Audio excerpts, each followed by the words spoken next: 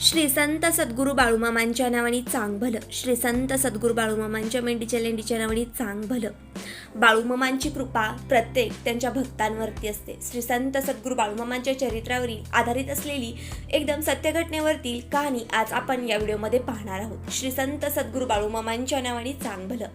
बाळूमामा प्रसन्न. तुम्ही सद्गुरू बाळूमामांचं भक्त असाल तर आपल्या यूट्यूब चॅनलला सबस्क्राईब नक्कीच करून घ्या. असेच नवीन नवीन व्हिडिओ तुम्हाला आपल्या यूट्यूब चॅनलवरती नक्कीच बघायला भेटतील. आजची कथा आहे खोट्या शब्दाचे मोठे प्राची. सद्गुरू बाळूमामांनी अगदी काय केले असेल हे तुम्हाला सुद्धा जाणून घेण्याची उत्सुकता नक्कीच लागली असेल. श्री संत सद्गुरू बाळूमामांच्या नावाने चांग भलं. एकदा बाळूमामा 10-20 धनगर मंडळींसह बकरी एकत्र घेऊन बेळगाव भागात गेले होते. प्रवास रस्त्याने जाताना 40-50 बाबळीच्या झाडांचे शेंडे या धनगरांनी तोडले. 15 ते 20 किलोमीटर दूर बकरी गेली. संध्याकाळी त्या गावच्या बकऱ्यांनी बाबळीच्या झाडाची अवस्था पाहिली.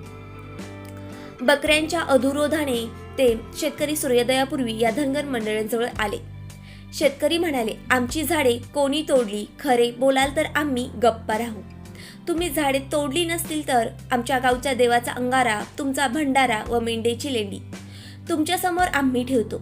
तुम्ही शपथेवर सांगा. सर्वजण बायका मुलांसह खरं बोला असे धनगर मंडळी ती बोलू लागली. धनगर मंडळांनी विचार केला की आपण खरे बोलू तर स्पष्टच गुन्हेगार ठरू, मग आपल्याला हे शिक्षा करतील. यामुळे सर्व धनगरांनी खोटे बोलायचे ठरवून खोटी शपथ घेऊन टाकली. यावेळी मामा एकटेच बकऱ्यांकडे बसले होते. शेवटी शेतकऱ्यांनी बाळूमामांना बोलवले. खोटी शपथ करणे मामांना अजिबात पसंत नव्हते. खोटे बोलणे मामांना अजिबात आवडत नव्हते. त्यांच्या सहवासात हा शब्दच नव्हता, पण त्यांचा त्या ठिकाणी सुद्धा नाईलाज होता. मामांनी स्वतः देवाची खोटी शपथ घेतली. आलेली शेतकरी परत गेली. त्या दिवशी दुपारी 12 नंतर बिराड्यातील एक लहान मुलगी आजारी झाली. तिला ताप खूपच जास्त भरला होता. डोके भयंकर तिचे दुखू लागले होते. संध्याकाळी ती मरण पावली. ही वार्ता मामांना सांगितली. मामांनी आपल्या डोक्याच्या फेट्याला 2 गाठी मारल्या, अंगठ्याला एक तिडा दिला व पटका धरून बसले. संध्याकाळी मृत झालेली मुलगी झोपेतून उठावे त्याप्रमाणे उठली. तिने जांभही दिली, परंतु मामांनी पटक्याची गाठ सैल केली आणि ती मुलगी कायमचीच मरून पडली. म्हणजे ती मरून गेली.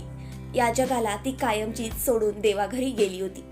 खोट्या शब्दाच्या त्या प्रसंगानंतर मामांनी म्हटले होते, नो म्हणजे तुम्ही सगळ्यांनी खोट्या शब्द घेतल्या, आता धोका तर होणारच, त्यामुळे शिक्षा तर त्या ठिकाणी होणारच. सद्गुरू बाळूमामांच्या नावाने चांग भलं. सद्गुरू बाळूमामांना त्यांच्या सहवासात खोटे बोललेले अजिबात आवडत नव्हते. तुम्हाला ही कथा कशी वाटली कमेंट करून नक्कीच सांगा. श्री संत सद्गुरू बाळूमामांच्या नावाने चांग भलं. सद्गुरू बाळूमामांचे भक्त असाल तर हा व्हिडिओला लाईक मात्र नक्कीच करा. हा व्हिडिओ सद्गुरू बाळूमामांच्या भक्तांना शेअर मात्र नक्की करा.